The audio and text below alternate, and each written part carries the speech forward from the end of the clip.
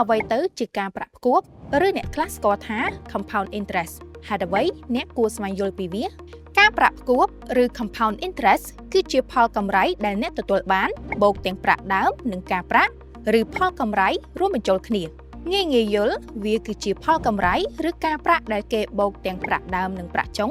ដែលយើងទទួលបាននៅក្នុងរយៈពេលណាមួយឧទាហរណ៍អ្នកអាចទទួលបានកម្រៃប្រភេទនេះតាមរយៈការយកលុយឬដើមទុនមួយចំនួនទៅវិនិយោគលើផ្សារហ៊ុនអចលនទ្រព្យឬការដាក់លុយសន្សំជាមួយនឹងគ្រឹះស្ថានធនាគារហើយ compound interest នេះមិនសំដៅទៅលើការប្រាក់ដែលទទួលបានពីការសន្សំជាមួយនឹងធនាគារប៉ុណ្ណោះនោះទេ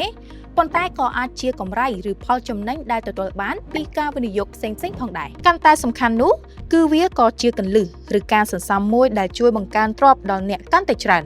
ធ្វើដោយបណ្ឌិតទើបអាចទទួលបានកម្រៃឬការប្រាក់ផ្គប់នៅពេលវិនិយោគឬដាក់លុយសន្សំជាមួយនឹងគ្រឹះស្ថានធនាគារហេតុអ្វីបានជាការវិនិយោគបែបនេះចំណេញជាងការវិនិយោគឬការសន្សំបែបធម្មតាដើម្បីងាយយល់យើងសាកមកប្រៀបធៀបទាំងអស់គ្នាបើអ្នកដាក់សន្សំដោយប្រើគណនីមានការកំណត់ដោយយកលក្ខខណ្ឌបិទគណនីដោយស្វ័យប្រវត្តិឬនៅតែបន្តប្រាក់ដើមនៅចុងគ្រាធនាគារនឹងគិតការប្រាក់តែប្រាក់ដើមតែប៉ុណ្ណោះឧទាហរណ៍អ្នកដាក់សន្សំចំនួន$100ជាមួយនឹងអត្រាការប្រាក់ 5% ចំនួន5ឆ្នាំឆ្នាំទី1 $100 គុណនឹង 5% ស្មើនឹង$5ឆ្នាំទី2 $100 គុណនឹង 5% ស្មើ$5ឆ្នាំទី3 $100 គុណនឹង 5% ស្មើនឹង$5ឆ្នាំទី4 $100 គុណនឹង 5% ស្មើ$5ឆ្នាំទី5 $100 គុណនឹង 5% ស្មើ$5អ្នកទទួលបានការប្រាក់សរុប$25ឧទាហរណ៍អ្នកដាក់សន្សំចំនួន$100ជាមួយនឹងអត្រាការប្រាក់ 5% ក្នុងមួយឆ្នាំចំនួន5ឆ្នាំដោយយកលក្ខខណ្ឌបន្តប្រាក់ដើមបូកនឹងអត្រាការប្រាក់ឆ្នាំទី1 $100គុណនឹង 5% ស្មើនឹង$105ឆ្នាំទី2 $105គុណនឹង 5% ស្មើនឹង$110.25ឆ្នាំទី3 $110គុណនឹង 5% ស្មើនឹង$115.76ឆ្នាំទី4 $115.76 គុណនឹង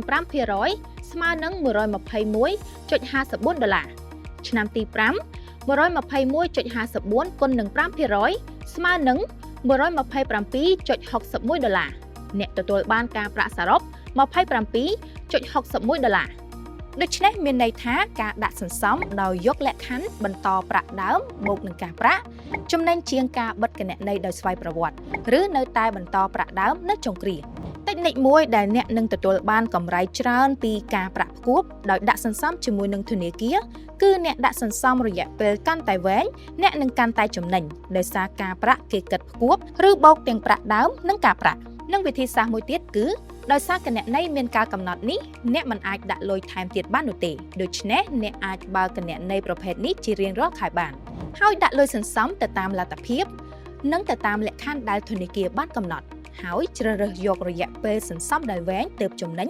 ការប្រាក់ក៏ខ្ពស់ឯផលកម្រៃក៏ច្រើនសូមបញ្ជាក់ថានេះគ្រាន់តែជាឧទាហរណ៍មួយនៃអត្ថប្រយោជន៍របស់ការប្រាក់ផ្គប់ឬ compound interest តែប៉ុណ្ណោះអ្នកក៏អាចរកផលកម្រៃបែបផ្គប់នេះតាមរយៈការវិនិយោគផ្សេងៗបានដូចគ្នាដូចជា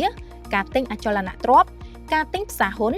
ឬការយកលុយទៅវិនិយោគលើអាជីវកម្មផ្សេងៗធ្វើយ៉ាងណាក៏បានឲ្យតែលុយរបស់អ្នកកើនទាំងប្រាក់ដើមឬប្រាក់ទុននិងផលកម្រៃឬការប្រាក់តែកុំភ្លេចថាការវិនិយោគតែងតែមានហានិភ័យដូច្នេះសូមវិនិយោគដោយការប្រុងប្រយ័ត្ននិងសិក្សាឲ្យបានច្រើនការវិនិយោគដែលអាចឲ្យកម្រៃផ្គប់បែបនេះស័ក្តិសមសម្រាប់អ្នកដែលចង់សន្សំឬវិនិយោគរយៈពេលវែងដូចជាសន្សំសម្រាប់ចូលនិវត្តន៍ទិញផ្ទះឬការសិក្សាកូនៗនៅចាំអីទៀតចាប់ផ្ដើមសន្សំពីឥឡូវនេះ5ឆ្នាំ10ឆ្នាំឬ20ឆ្នាំក្រោយអ្នកនឹងរីករាយជាមួយនឹងលទ្ធផលនៃការសន្សំរបស់អ្នក